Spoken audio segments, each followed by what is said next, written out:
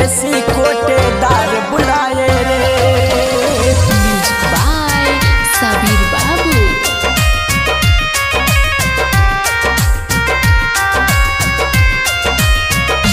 आजा राशन में है लफड़ा, अब कानून बना है तगड़ा। आजा राशन में है लफड़ा, अब कानून बना है तगड़ा। बिना अंगूठा लागे राशन ना मिल पाए रे। घर आजा परदेसी कोटेदार बुलाए रे। घर आजा परदेसी कोटेदार बुलाए रे।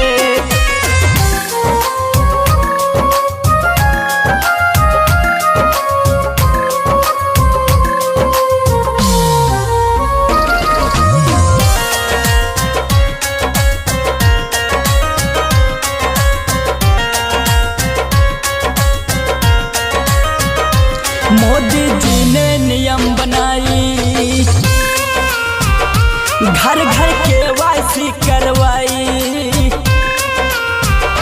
मोदी जी ने नियम बनाई, घर घर KYC करवाई। आने वाले सब आए हैं, तूने कितनी देर लगाई। राशन लेने बच्चे जाए, उनका फिंगर ना लग पाए। एक महीने का खर्चा कैसे चल पाए रे। घर आजा परदेसी कोटेदार बुलाए रे। घर आजा परदेसी कोटेदार बुलाए रे।